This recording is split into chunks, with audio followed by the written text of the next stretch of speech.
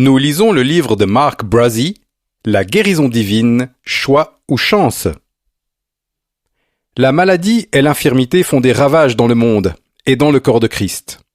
Bien que la plupart désirent l'aide de Dieu, certains sont guéris, d'autres non. La guérison divine s'accomplit-elle par chance? Dieu guérira-t-il ou non? Ou est-ce le choix de chacun? Dieu décide-t-il souverainement pour chaque malade? Ou est-ce la foi du malade qui fait la différence? Regardons la parole de Dieu pour y chercher les réponses. Dans 1 Corinthiens, l'apôtre Paul énumère ce que nous appelons les 9 dons ou manifestations de l'Esprit Saint. 1 Corinthiens 12, 4 à 10. Il y a diversité de dons, mais le même Esprit. Diversité de services, mais le même Seigneur. Diversité d'opérations, mais le même Dieu qui opère tout en tous. Or, à chacun, la manifestation de l'Esprit est donnée pour l'utilité commune. En effet, à l'un est donnée par l'Esprit une parole de sagesse, à un autre une parole de connaissance, selon le même Esprit. À un autre la foi, par le même Esprit, à un autre les dons de guérison, par le même Esprit. À un autre le don d'opérer des miracles, à un autre la prophétie, à un autre le discernement des esprits, à un autre diverses sortes de langues, à un autre l'interprétation des langues. Nombreux sont ceux qui croient que les 9 dons ne sont que les talents naturels accordés par Dieu à son peuple, mais Dieu les appelle des manifestations de l'Esprit, des actions impromptues de l'Esprit Saint, des manifestations surnaturelles. Entre autres, on y trouve les dons de guérison, qui sont une manifestation surnaturelle de l'Esprit Saint pour guérir nos corps. Remarquons ce que Paul dit au verset 11. Un seul et même esprit opère toutes ces choses, les distribuant à chacun en particulier comme il veut, pas selon notre volonté, mais selon la volonté de Dieu. La plupart d'entre nous voudraient contrôler les dons de l'esprit. J'aimerais bien les contrôler. J'aimerais contrôler les dons de guérison, le don du discernement des esprits, les paroles de sagesse. J'aimerais aussi connaître les plans et intentions de Dieu. Cependant, nous ne les contrôlons pas. Ces dons agissent selon sa volonté. Les dons appartiennent au corps de Christ, mais leurs manifestations sont conduites par le Saint-Esprit. Il semble donc que seul Dieu détermine le temps et le lieu de ces manifestations surnaturelles. Si nous avons besoin d'un miracle, nous faut-il donc attendre que le Saint-Esprit soit prêt à agir? Selon ce point de vue, si Dieu veut me guérir, il me faudra attendre son heure. C'est bien ce qui ressort, n'est-ce pas? Sur cette pensée, examinons les Écritures suivantes. Hébreux 2, 3 et 4. Comment échapperons-nous si nous négligeons un si grand salut? Ce salut annoncé à l'origine par le Seigneur nous a été confirmé par ceux qui l'ont entendu. Dieu, appuyant leur témoignage par des signes, des prodiges, des miracles variés et par des communications du Saint-Esprit selon sa volonté.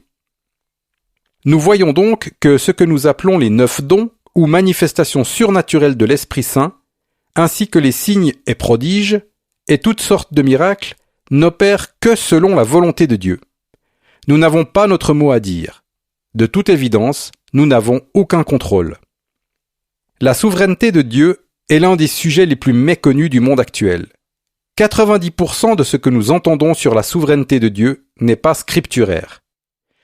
Les gens lisent ces Écritures et disent « Eh bien, si Dieu veut me guérir, il le fera.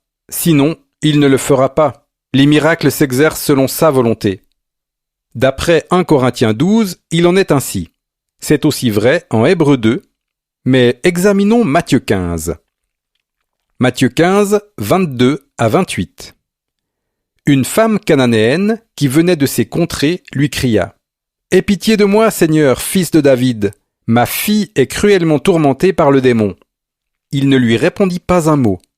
Ses disciples s'approchèrent et lui demandèrent « Renvoie-la, car elle crie derrière nous. » Il répondit « Je n'ai été envoyé qu'aux brebis perdues de la maison d'Israël. » Mais elle vint se prosterner devant lui en disant « Seigneur, viens à mon secours. » Il répondit « Il n'est pas bien de prendre le pain des enfants et de le jeter aux petits chiens. » « Oui, Seigneur, dit-elle.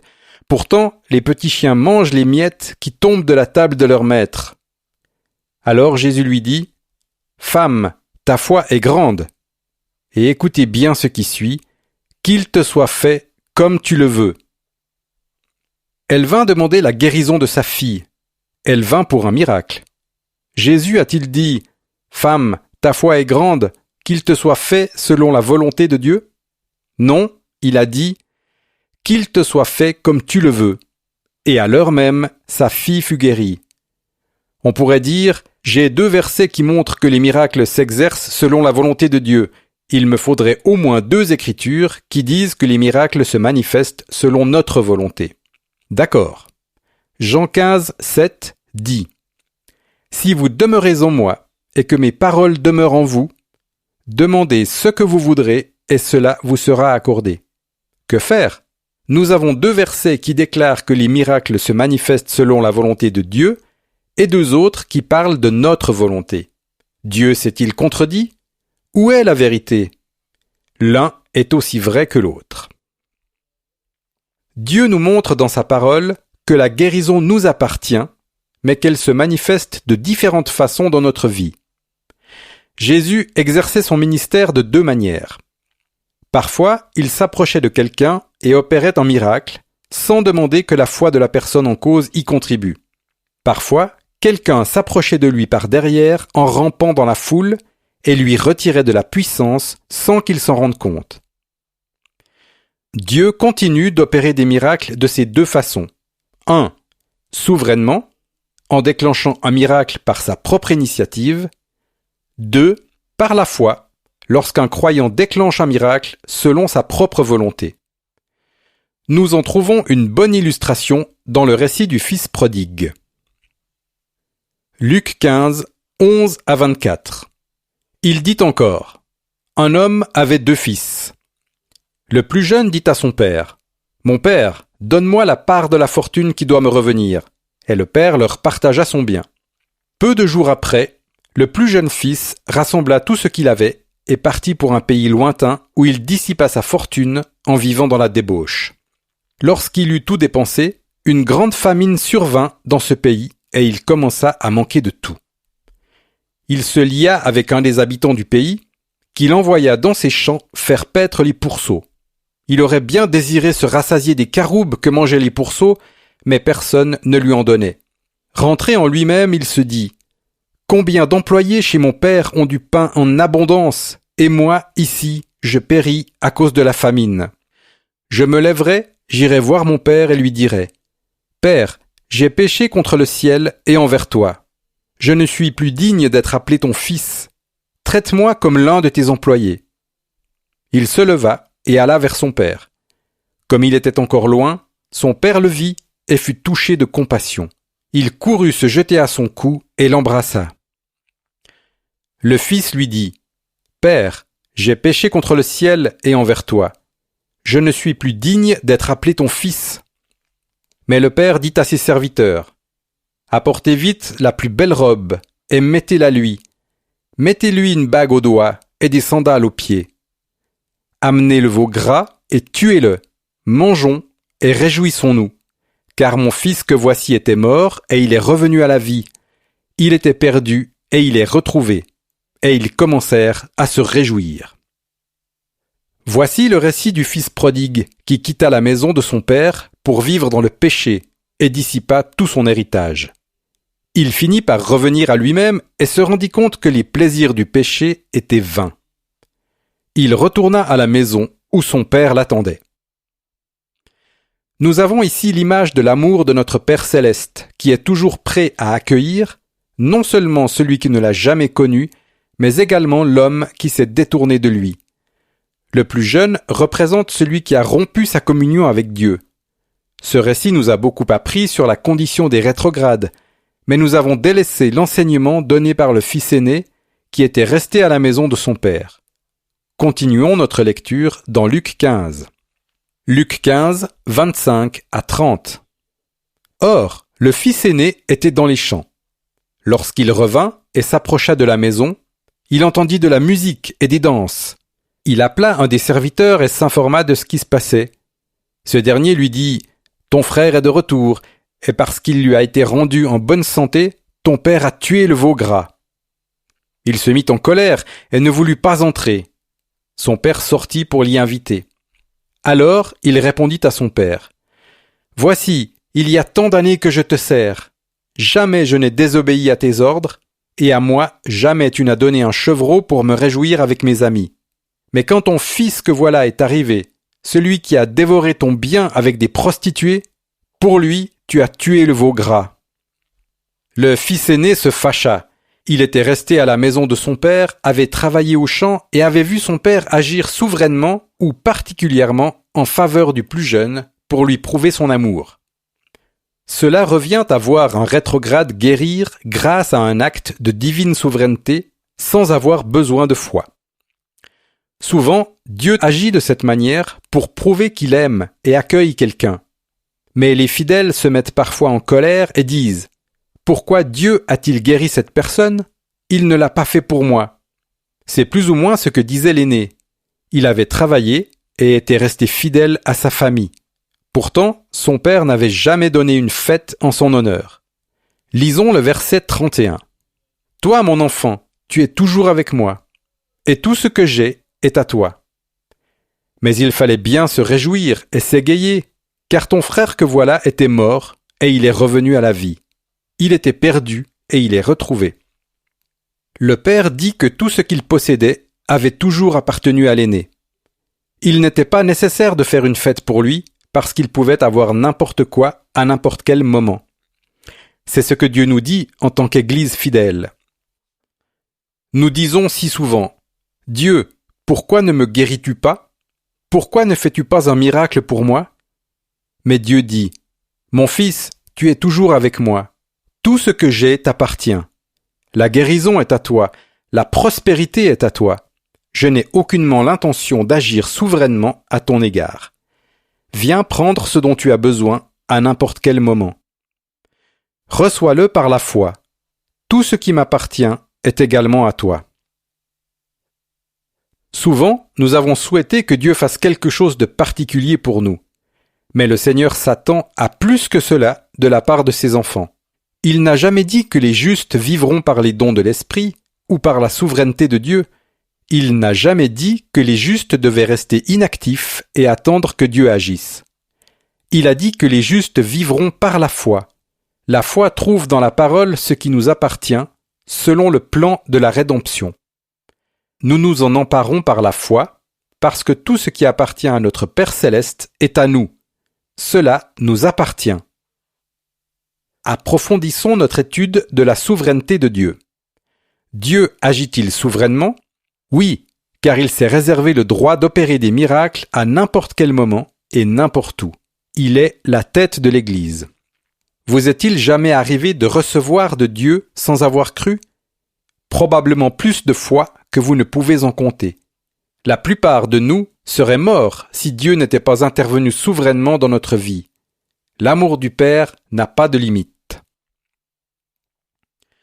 Regardons Saul de Tarse sur la route de Damas. Il est en route pour persécuter les chrétiens. Soudain, une lumière rayonna du ciel, plus claire que le soleil de midi, et il entendit une voix qui disait « Saul, Saul, pourquoi me persécutes-tu » Il répondit « Qui es-tu, Seigneur » Jésus dit « Je suis Jésus que tu persécutes. » Et Saul naquit de nouveau sur la route de Damas, et par la suite devint l'apôtre Paul. Pourquoi Dieu agit-il de la sorte ? Je l'ignore, mais cela valut la peine, car l'apôtre Paul écrivit la moitié de notre Nouveau Testament. Bien que Dieu puisse agir souverainement selon sa volonté, il ne fait jamais rien à l'encontre de sa parole. J'ai entendu dire « Dieu est souverain, il peut faire tout ce qu'il veut ». En effet, Dieu peut faire tout ce qu'il veut, pourvu que ce soit en accord avec sa parole. Dieu est souverain, il te rendra malade s'il veut, pourrait-on dire. Non, Dieu est souverain, mais dans sa divine souveraineté, il nous a promis qu'il ne dépasserait jamais les limites de sa parole. Si Dieu agissait en contradiction avec sa parole serait un mensonge. Et si la parole de Dieu était un mensonge, Dieu serait un menteur. Mais voyez-vous, la Bible dit en Tite 1, verset 2, que Dieu ne peut pas mentir. Hébreux 6, 18 affirme qu'il est impossible à Dieu de mentir. Si Dieu ne peut pas mentir, il ne peut pas non plus dépasser les limites qu'il s'est imposées dans sa parole. Mentir signifie qu'on ne respecte pas sa parole ou qu'on ne dit pas la vérité. La parole de Dieu est la vérité et il veille sur sa parole pour l'exécuter. J'ai également entendu dire « Je connais sa parole, mais Dieu est Dieu, il peut faire ce qu'il veut. » En d'autres termes, sa parole est une chose et Dieu en est une autre. Son nom et sa renommée sont si élevés qu'il peut faire n'importe quoi. Cela équivaudrait à dire « Je sais que nous avons certaines lois dans ce pays, mais le président est le président. Il peut faire tout ce qu'il veut parce qu'il est le président. » Le psalmiste en parle dans le psaume 138, 2.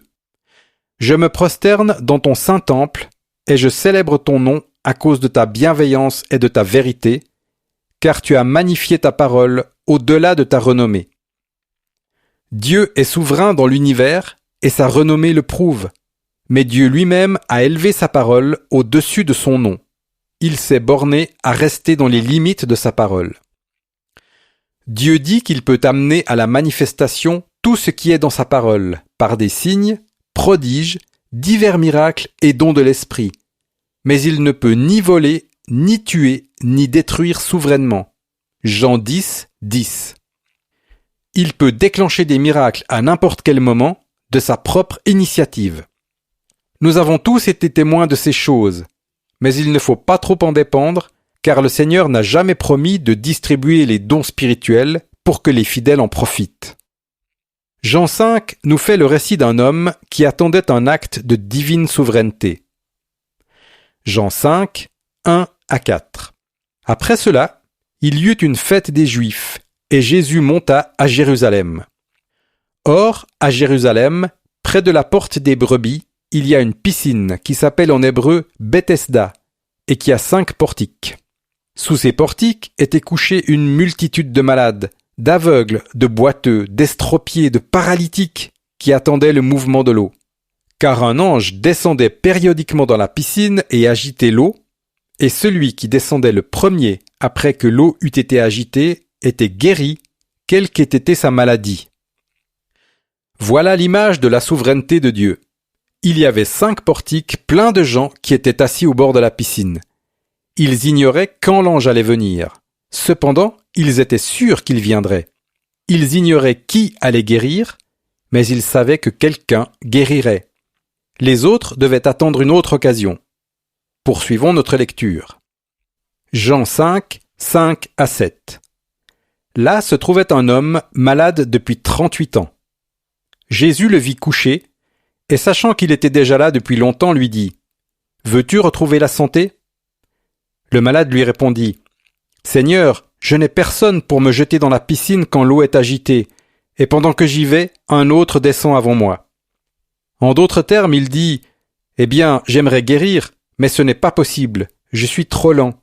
Je suis ici depuis trop longtemps, je n'ai personne pour m'aider, je ne peux pas guérir. » Regardons la réponse de Jésus. Jean 5, 8 et 9. « Lève-toi, lui dit Jésus, prends ton lit et marche. » Aussitôt, cet homme retrouva la santé. Il prit son lit et se mit à marcher. C'était le jour de sabbat. Cet homme ne fut pas guéri par sa propre foi. On pourrait dire, eh bien, cet homme a été guéri par la foi de Jésus. Avez-vous remarqué que Jésus n'a jamais dit dans les Écritures « Ma foi t'a guéri » ? Si cet homme avait été guéri par la foi de Jésus, ne croyez-vous pas que Jésus aurait eu assez de foi pour guérir tous les autres malades ? Mais la Bible nous dit que Jésus ne guérit que cet homme avant de disparaître dans la foule. De toute évidence, il ne s'agissait ni de la foi de l'homme, ni de celle de Jésus. Dieu l'avait guéri souverainement. Pourquoi avait-il choisi cet homme ? Je l'ignore. C'est son affaire. Il sait ce qu'il fait. Que faire toutefois si nous avons besoin d'un miracle et que Dieu n'agit pas souverainement par les dons de l'Esprit ? Ne vous en faites pas. Il n'a jamais promis de le faire. En effet, les actes de souveraineté divine ne sont pas destinés à être utilisés dans le corps de Christ, mais par l'Église pour atteindre le monde. les dons spirituels servent avant tout à faire de la publicité divine pour propager la bonne nouvelle, accompagnée de signes et de prodiges. Dieu nous aime tant qu'il opère par les dons de l'Esprit dans le corps de Christ, mais ce n'est pas leur but primordial. Nous ne devons donc pas vivre dans l'expectative des actes de souveraineté divine. Comment le sais-je ? C'est facile. Que dit 2 Corinthiens 5, 7 ? Car nous marchons par la souveraineté de Dieu, dans l'espoir qu'elle produira rapidement les résultats souhaités. Est-ce bien cela ? Restons dans l'expectative que Dieu agisse à notre place, même s'il nous faut attendre 40 ans ? Non. Que dit la Bible ? Nous marchons par la foi et non par la vue. La Bible répète sans cesse que les justes vivront par la foi. Que se passe-t-il quand quelqu'un vit et marche par la foi ? Rappelez-vous la femme en Matthieu 15, à laquelle Jésus dit « Femme, ta foi est grande, qu'il te soit fait selon ce que tu désires. » Vous pouvez donc obtenir un miracle selon votre propre volonté. Comprenez-le bien, Dieu veut que vous soyez guéris, mais n'aspirez pas aux actes de souveraineté divine. Dieu veut que nous autres croyants utilisions notre foi pour en produire un. N'attendez pas que le Seigneur déclenche souverainement un miracle pour vous. Cherchez dans la parole de Dieu, découvrez sa volonté, croyez-y et tenez ferme. La Bible dit que Dieu a déjà pourvu à la guérison. Matthieu 8, 17, 1 Pierre 2, 24 et Ésaïe 53, 4 et 5. Nous pouvons donc étendre la main par la foi et nous emparer de ce qui nous appartient. En Marc 5, nous trouvons une autre personne qui, marchant par la foi, reçut de Dieu. Poursuivons notre lecture. Marc 5, 25 à 31. Or, il y avait une femme atteinte d'une perte de sang depuis 12 ans. Elle avait beaucoup souffert entre les mains de plusieurs médecins. Elle avait dépensé tout ce qu'elle possédait sans en tirer aucun avantage. Au contraire, son état avait plutôt empiré. Ayant entendu parler de Jésus, elle vint dans la foule, par derrière, et toucha son vêtement, car elle disait « Si je puis seulement toucher ses vêtements, je serai guérie. » Au même instant, la perte de sang s'arrêta, et elle sentit dans son corps qu'elle était guérie de son mal. Jésus ressentit aussitôt en lui-même qu'une force était sortie de lui. Il se retourna au milieu de la foule et dit « Qui a touché mes vêtements ?» Ses disciples lui dirent « Tu vois la foule qui te presse, et tu dis « Qui m'a touché ?» Jésus se frayait un passage dans la foule, et tout le monde le pressait. Il ne guérissait personne, aucun miracle ne se produisait, aucune puissance ne sortait de lui. Soudain, il ressentit qu'une force était sortie de lui. Il se retourna et dit « Qui a touché mes vêtements ?» Ses disciples répondirent « Tout le monde est en train de te toucher. » Mais Jésus avait ressenti qu'il y avait eu un contact un peu différent, celui de la foi. Marc 5, 32 à 34. Et il regardait autour de lui pour voir celle qui avait fait cela. La femme, effrayée et tremblante, sachant ce qui s'était passé en elle, vint se jeter à ses pieds et lui dit toute la vérité. Mais Jésus lui dit « Ma fille, ta foi t'a sauvée, va en paix et sois guérie de ton mal. » Pourquoi cette femme fut-elle la seule personne à être guérie dans la foule ? Jésus répondit à cette question au verset 34. « Ma fille, ta foi t'a guérie. » Cette multitude était venue en se demandant ce qui allait se passer et en pensant « Mettons ce Jésus à l'épreuve. » Mais cette femme vint avec la foi, sachant ce qui allait arriver. Elle croyait et s'attendait à recevoir de Dieu. Mais qu'est-ce qui l'a guérie ? La Bible dit que Jésus ressentit qu'une force était sortie de lui et elle constata qu'elle avait été délivrée de son mal. Puis Jésus dit « Ma fille, ta foi t'a guérie. » Qu'est-ce qui l'avait guérie ? La puissance de Dieu ou sa propre foi ? Une combinaison des deux. S'il avait dit « Ma fille, ma puissance t'a guérie », chacun dans la foule aurait pu se demander « Pourquoi ta puissance ne m'a-t-elle pas guérie ?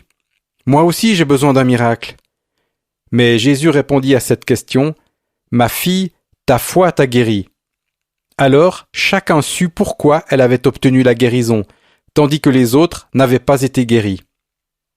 Même de nos jours, nous avons toujours besoin des deux. C'est la puissance de Dieu qui déclenche le miracle, mais c'est notre foi qui donne libre cours à cette force dans notre vie. La puissance de guérison était disponible pour tous ceux dans la foule qui marchaient par la foi. Seule cette femme avait été guérie. Dieu ne l'avait pas choisie. N'importe qui aurait pu guérir. La foi donne toujours libre cours à la puissance de Dieu. Que faire si nous avons besoin d'un miracle et que Dieu n'agit pas souverainement? J'attends les dons spirituels, mais ils ne se sont pas manifestés. J'attends que Dieu fasse quelque chose, mais il n'agit pas. Que faire? Faites ce que la Bible vous dit de faire. Transférez-vous dans le domaine de la foi. Croyez en Dieu et soutirez-lui la puissance requise. Une fois encore, Dieu œuvre de deux façons bien distinctes. 1. Il opère des miracles souverainement, sans exiger que la personne en cause fasse preuve de foi. 2. Il vous accorde le privilège d'utiliser votre foi pour donner libre cours à sa puissance. Les miracles s'accomplissent quelquefois parce que Dieu agit de sa propre initiative. Cependant, la foi est efficace dans tous les cas selon votre volonté. N'attendez pas qu'un miracle se produise, déclenchez vous-même le miracle. Vous voulez dire que je pourrais en faire arriver un? Jésus déclara à la femme en Matthieu 15 qu'elle avait obtenu un miracle selon sa propre volonté. Vivant à l'époque de l'Ancienne Alliance, la guérison ne lui appartenait même pas. Elle était grecque, syrophénicienne et non pas juive. Elle n'avait pas d'alliance avec Dieu. Jésus lui dit que la guérison appartenait exclusivement aux brebis perdues de la maison d'Israël à l'époque. Toutefois, par sa foi, elle obtint un miracle pour sa fille. À combien plus forte raison la guérison appartient-elle au corps de Christ, à nous qui jouissons d'une alliance nouvelle et meilleure? C'est notre héritage. Cela fait partie de notre rédemption. À combien plus forte raison pouvons-nous obtenir un miracle selon notre volonté? Comment agit la foi? Jean 4 nous donne une illustration parfaite. Jean 4, 46 et 47. Jésus retourna donc à Cana, en Galilée, où il avait changé l'eau en vin. Il y avait à Capernaum un officier royal dont le fils était malade. Il apprit que Jésus était venu de Judée en Galilée, alla vers lui et le pria de descendre et de guérir son fils qui était près de mourir.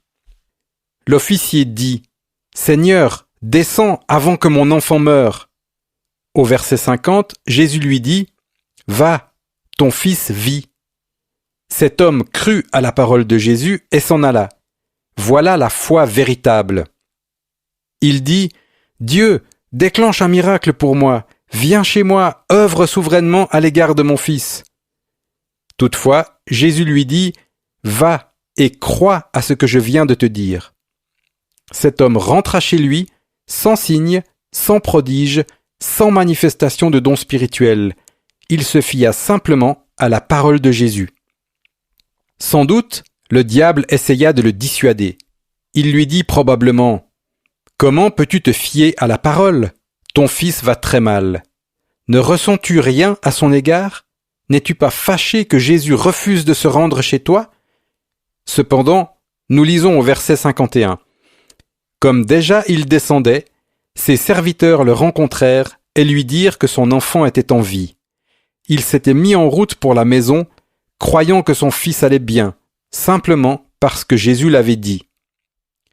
J'imagine que cet homme se trouvait à mi-chemin lorsque ses serviteurs vinrent à sa rencontre avec la bonne nouvelle du rétablissement de son fils. Au verset 52, nous lisons « Il s'informa auprès d'eux de l'heure à laquelle il s'était trouvé mieux, et ils lui dirent « Hier, à la 7e heure, la fièvre l'a quitté. » Cet homme croyait déjà depuis un jour que son fils allait bien, sans aucune preuve tangible de guérison. Il se fiait simplement à la parole de Dieu. Au verset 53, il est écrit « Le père reconnut que c'était à l'heure même où Jésus lui avait dit « Ton fils vit ». Et il crut, lui et toute sa maison. Voilà l'image de la foi en Dieu. Ayant cru à la parole qui lui avait été dite, le père rentra à la maison agissant comme si la parole était vraie, et son fils commença à guérir.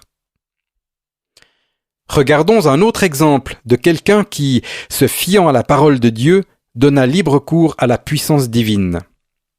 Matthieu 8, 5 à 10 et 13. Comme Jésus était entré dans Capernaum, un centenier l'aborda.